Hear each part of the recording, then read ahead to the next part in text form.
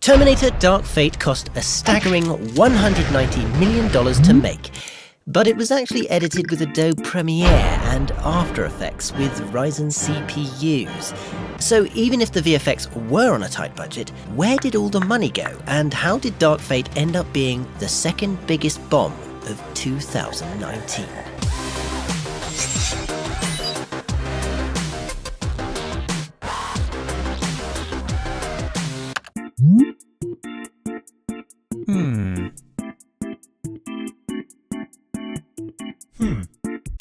A team of 120 artists produced the epic factory fight scene between Grace and the Rev-9, which incorporates background extensions for the car factory, Rev-9 Blade effects, and stunt and head replacements for both Grace and Gabriel.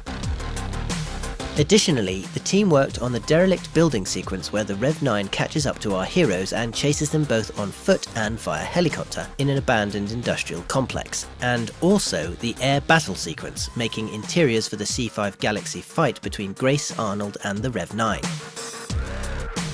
This fight required head replacements for stunt doubles, as well as full digi-doubles for Sarah, Dani, Grace, Arnold and Gabriel.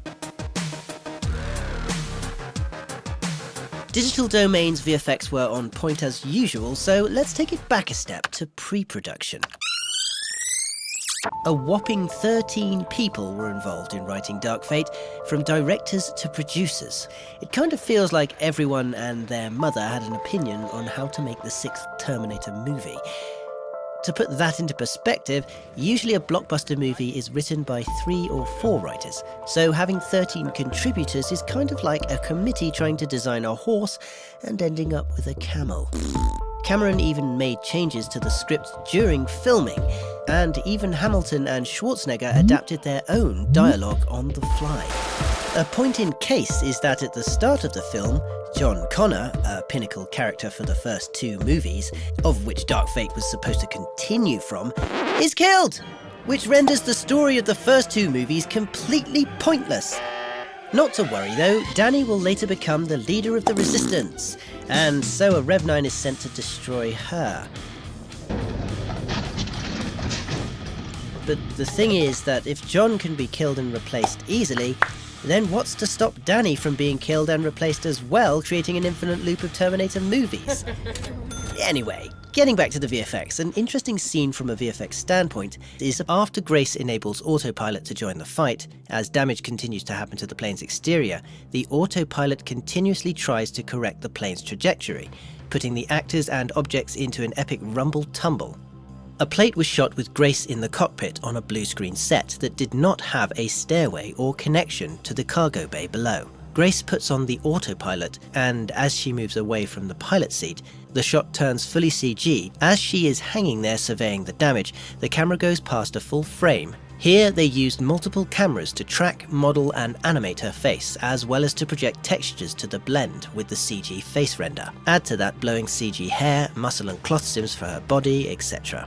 Finally, she drops past the camera into the tempest of the atmosphere and debris to join the other digi-doubles in the damaged interior.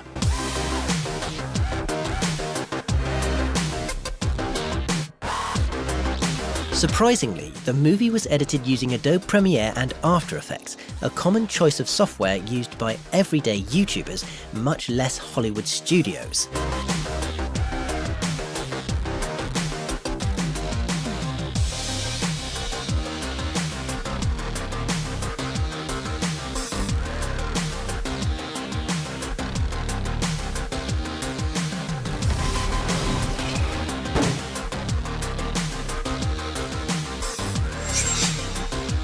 Method Studios made a 5-minute sequence in which our heroes steal a C5 military aircraft and take on a bunch of adversaries, not to mention the Rev-9 Terminator who has commandeered a helicopter.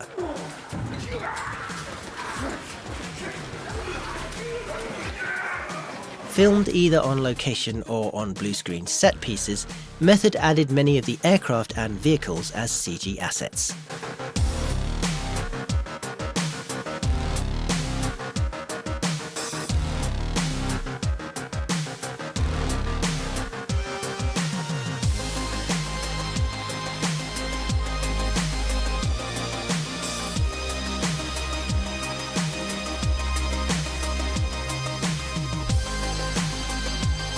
Perhaps another thing adding to the downfall of this movie was that John Connor is replaced by a female actress, the legendary role of Arnold Schwarzenegger is replaced by another female actress, and these two are also protected by the matriarchal Sarah Connor, also a female actress. Perhaps because of this, the movie was deemed feminist by fans, to which the director replied that he doesn't give a f***. Well, let's just say calling the fan base closet misogynists doesn't really help them like your movie. Another way fans felt duped was hearing that Edward Furlong was going to be in the movie. Hamilton, Schwarzenegger, Furlong, the classic team was back together and the movie would be epic, right? Well, Furlong was on set for just one day, and his facial motion capture data was used to kill off his character. Industrial Light and Magic did the stunning de-aging VFX, but to be honest, it seems like Edward was only given a part to be able to say that he was in the movie and create buzz.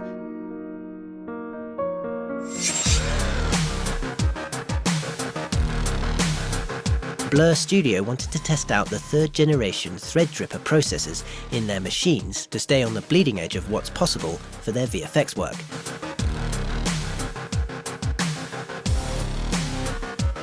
They found that with these AMD Ryzen CPUs, what usually would take 5 minutes to complete now took 5 seconds.